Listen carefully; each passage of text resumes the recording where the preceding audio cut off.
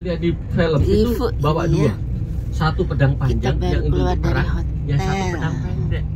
Itu lebih ke arah biasa untuk bunuh diri.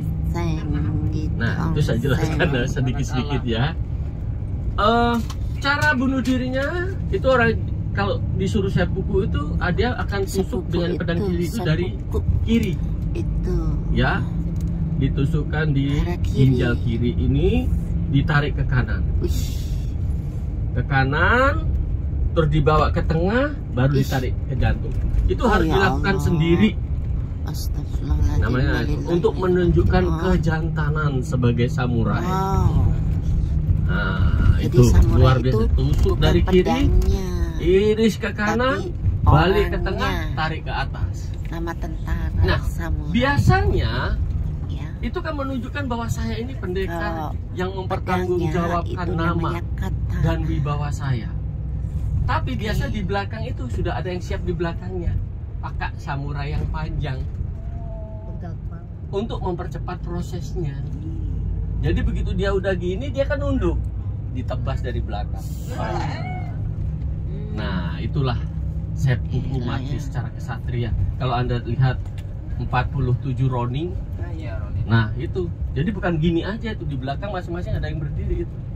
Selesai gitu. Nah, tetapi karena mereka percaya ya bahwa itu adalah jiwa kesatria.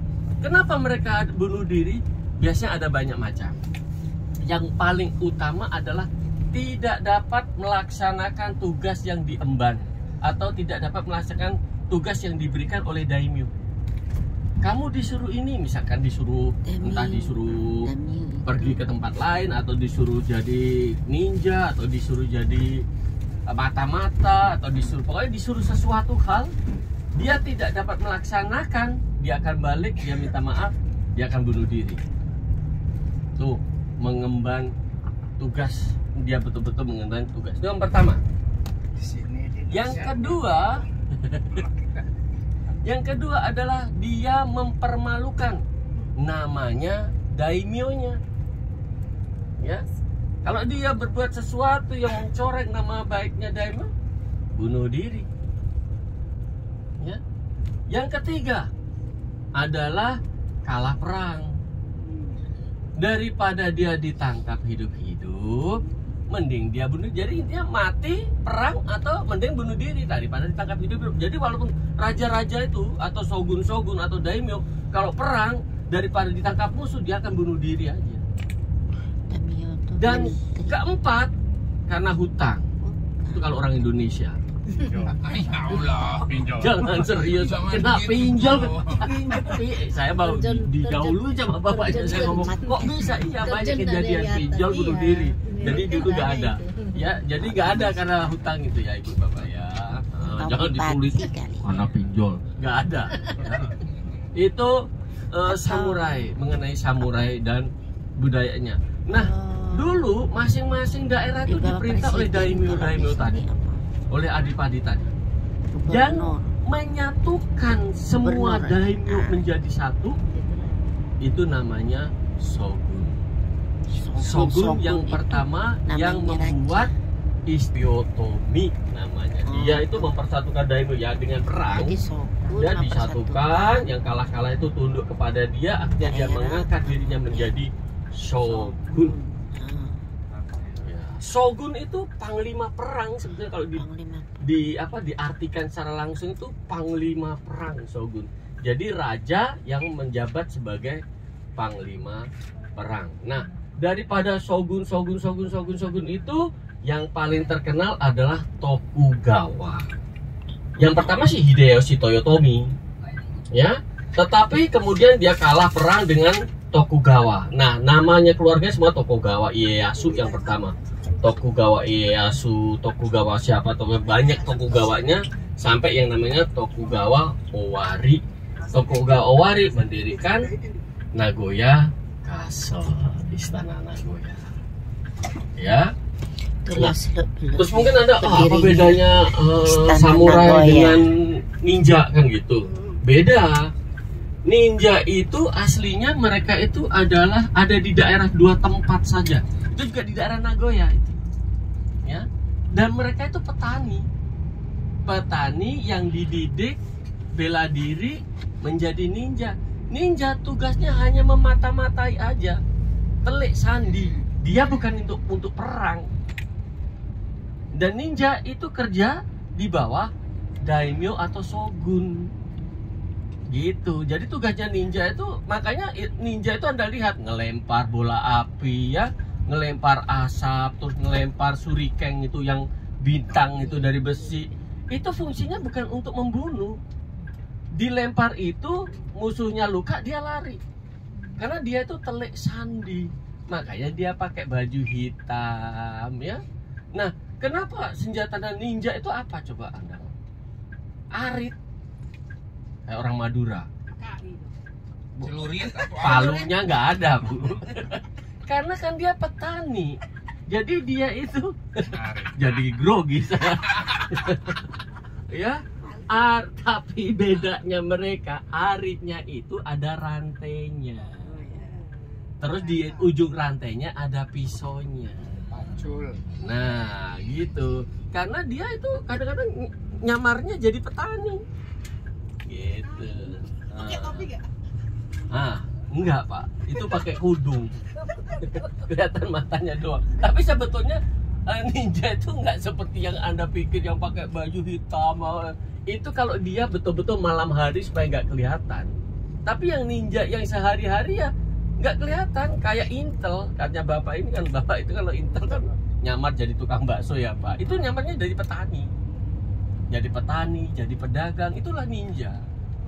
Cuman kalau waktu dia malam hari supaya nggak kelihatan, ya udah matanya dihitam, bajunya dihitam, dia siap-siap. Jadi dia menemukan asap dilempar itu bukan bom, kadang bom dilempar bunyi dor itu untuk supaya musuh berhenti ngejar, terus keluar asap supaya dia bisa melarikan diri. Itulah ninja. Jadi beda. Kalau ninja nggak pernah perang satu lawan satu, kecuali kalau dia udah terdesak, ya udah sampai mati dia kan. Daripada dia ketangkap, dia lebih baik bunuh diri. Makanya ninja itu punya racun. Tiap ninja punya racun. Jadi kalau dia udah terdesak, nggak mungkin menang, dia akan telan racun itu. Sianida. Sianidanya dari apa coba? Kalau zaman dulu? Bukan karbit loh ya. Kecobong. Kalau kecobong kita bisa berenang-renang di kolam ikan ya. Bukan kecubung, tapi dari ikan buntal. Oh, ikan buntal itu racunnya, empedunya itu bisa bunuh 12 orang. Makanya nggak boleh makan ikan buntal sembarangan. Banyak terjadi orang yang nggak ngerti, wah ikan buntal enak ini diiris-iris. Dagingnya nggak apa-apa, Sashimi. tapi organ tubuhnya pecah mati gitu. Di Jepang banyak restoran ikan buntal enak. Cuman nggak setiap orang boleh masak, harus punya sertifikat khusus untuk ikan buntal.